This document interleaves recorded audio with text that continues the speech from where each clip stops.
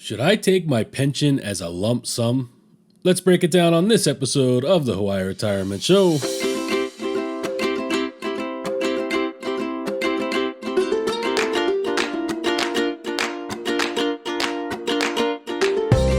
All right, welcome everyone. Thanks for tuning in to this episode of the Hawaii Retirement Show. Today's episode, we're talking about pensions as a lump sum, taking your pension as a lump sum. And pensions are far and few between nowadays. The federal pension, the FERS pension, doesn't offer you taking out a lump sum. The state pension here in Hawaii, and this is for the city and county workers in the ERS system, it does offer for you to take up to half, and that's based on your contributions plus some interest. There's a calculation they figure out at the end of the amount of the lump sum that you can take out. You can't take the entire pension, both your and the state's contributions to it, ERS. But you can take some out, and then a lot of private pensions tend to have this offering as well when it's time for retirement, where you can take the pension out as a lump sum. You know, there's actuaries who figure out how much that would be at the time of your retirement, and you could take that lump sum instead of turning it into a steady stream of income, right? Which is what a pension is. A pension acts like an annuity. You turn it on at retirement and it pays you a paycheck every month, right? So when you're looking at, should I take the pension as a lump sum? I think there's an emotional answer, there's an analytical answer, and there's a lot of factors involved for figuring this out. So I think a good place to start, and I should mention we still have this Hawaii Retirement Show resource. We got a flow chart for this episode as well, like we have been doing. It'll be on the YouTube and it'll be up on the website. But a good place to start off here is to understand, when would taking a lump sum kind of make sense, right? I just want to throw some things out there to kind of give you an idea of when it would probably make sense. Let's say you have a health issue that's going to impact your life expectancy. Then, you don't need a steady stream of income for the rest of your life. If you know your life's going to be kind of shorter, you might want to pull that lump sum, do the spending, enjoy it while you're here.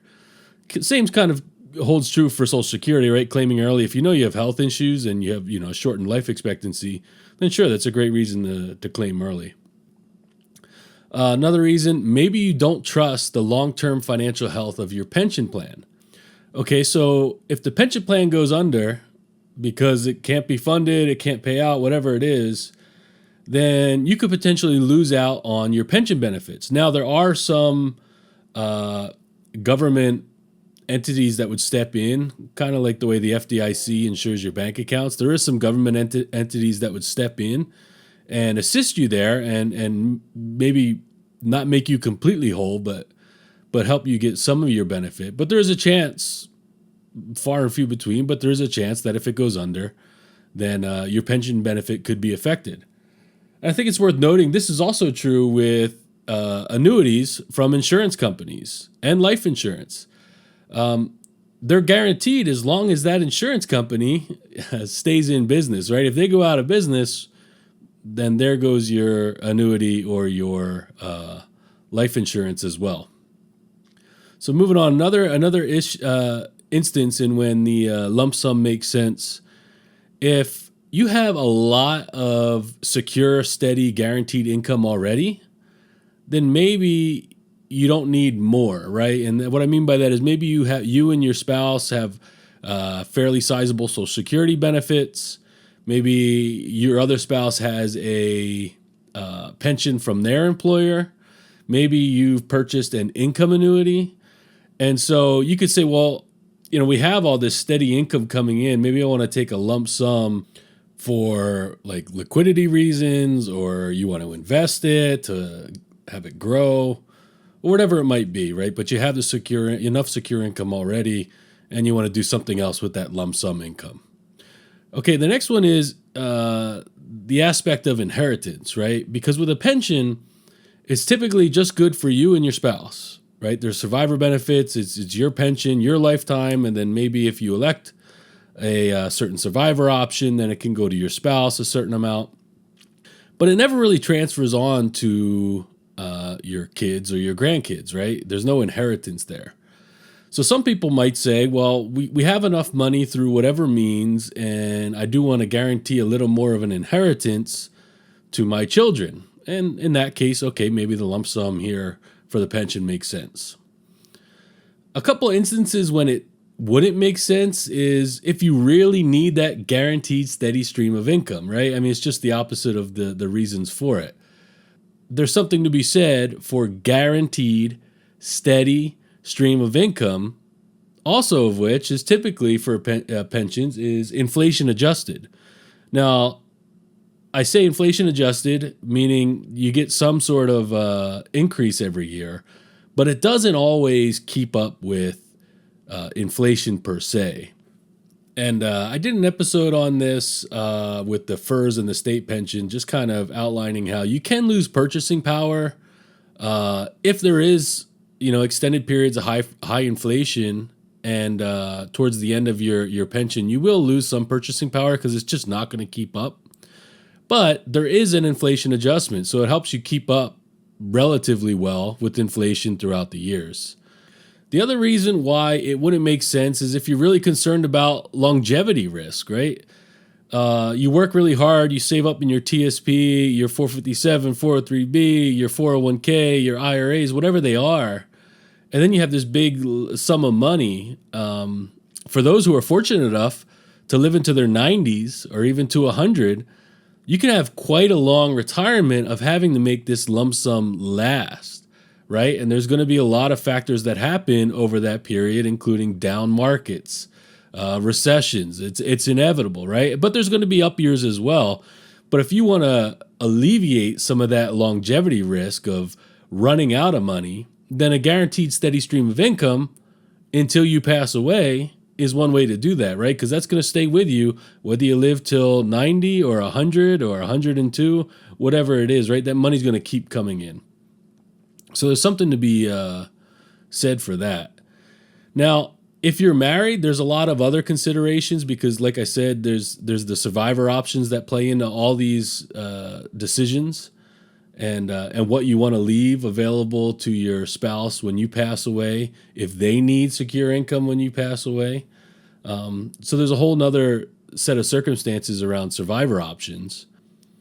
And another thing that I think is worth pointing out is it's a good idea to compare whatever your plan is going to give you as a lifetime, source of income through their pension to what the open market would give you. What I mean by that is you can shop around for like deferred income annuities or SPIAs, single premium immediate annuities, or other type of financial products like that can act as a pension.